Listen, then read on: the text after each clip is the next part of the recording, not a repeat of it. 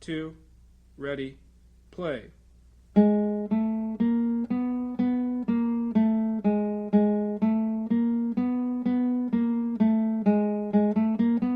Repeat the whole thing.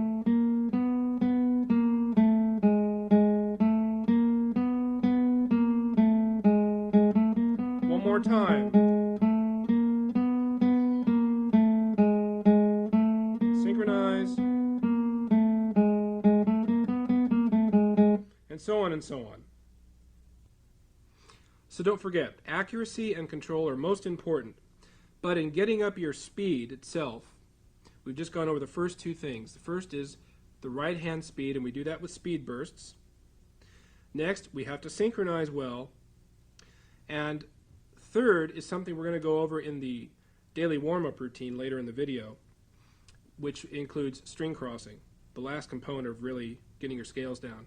So, here we go.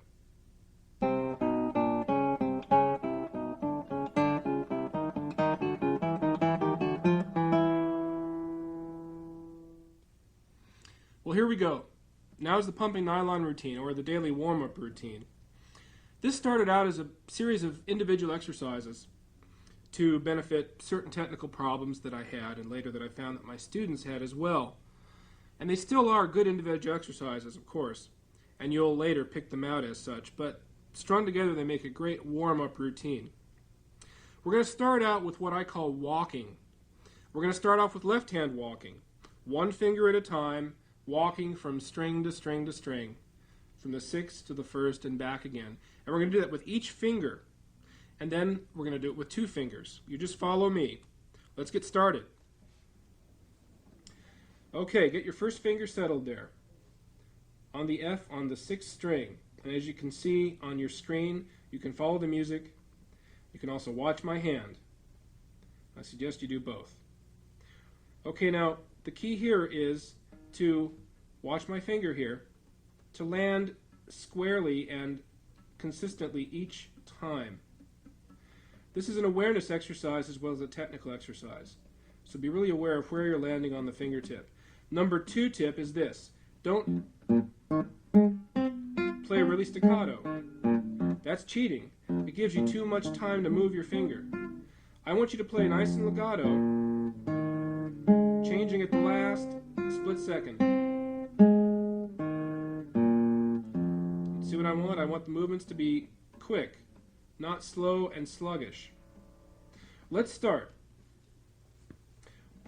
We're going to go through fingers. We're going to go fingers 1 through 4 as you see them. We're going to repeat each one just once. Let's try it. 1, 2, ready, go.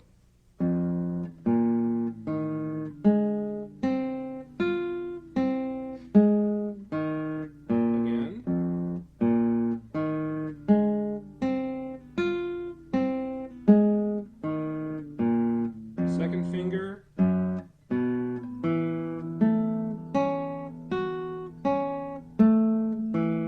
Again.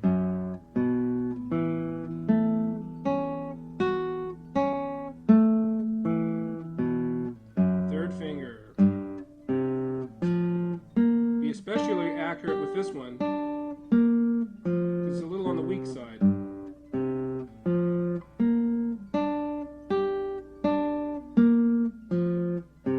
Pinky, go. Of course, you really have to aim carefully here because the aiming surface is so small. The playing surface, I should say. You're going to practice that on your own. Now let's go right on to 2-finger walking. One thing I want to mention, keep your right hand fingering simple. I'm just using thumb on the bass strings, IMA on the trebles.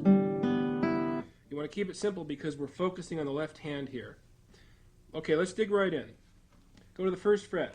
We're going to walk with fingers 1 and 2. A couple things here. You're going to be walking like it's a tightrope. Got it? One behind the other. Okay, walking a tightrope. Second of all, when you move, when you're done playing a finger, move it right to the next string. See that? It goes right to the next string. I don't hang around anywhere. I'm not sluggish about it. Number 3 is you want to maintain some slight distance between your two middle joints here. You don't want to scrunch them together. It'd be like walking with your knees together. You don't want to do that. Let's try it. Here we go. 1, 2, ready, play.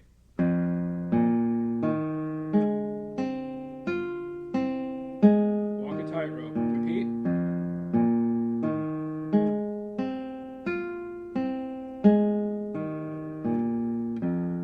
Let's go to the next fret. Fingers 2 and 3. Get 2 ready. Walking on the 2nd fret. Here we go. Ready, play.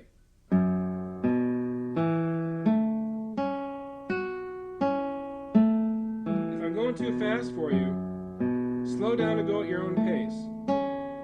You don't have to keep up with me. I'm just showing you what it's all about here, so you can practice it more later. Make sure you get right to the next string. Go to the next fret. We're going to walk with 3 and 4.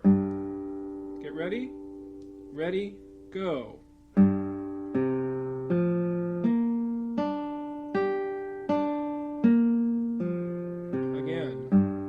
I like to work these 2 fingers out a little bit more because I feel they're neglected sometimes.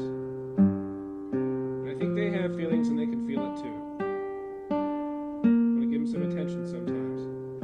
Land accurately each time, don't forget. Don't get lazy. Now, there are some rhythmic variations you can do on the 1-fingered and 2-fingered walking. I'll just show you a couple of them here. One is a dotted rhythm. It goes like this.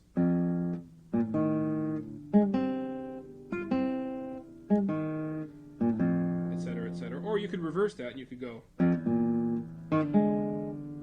Let the strings ring, that's okay, you're not giving a concert. Got it? Okay, we got to go on to some slurs, so let's go. Ascending slurs.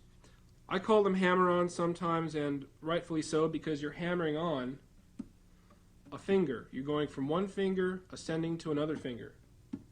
And in a way, you're kind of hammering it on.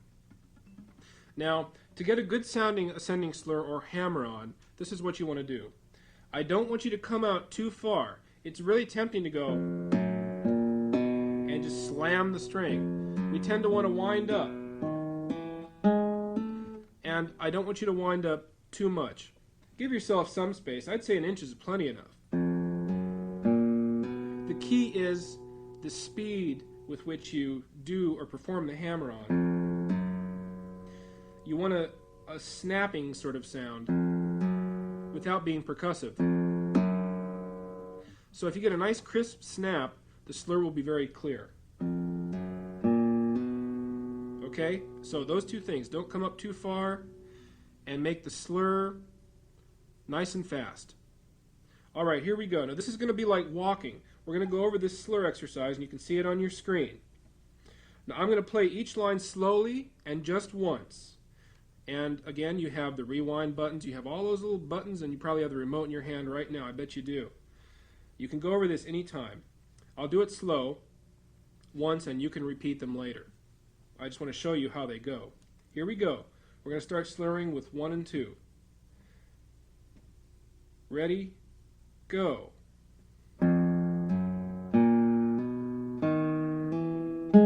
Notice that I'm trying only to put the energy into the fingers I'm working. I'm not letting my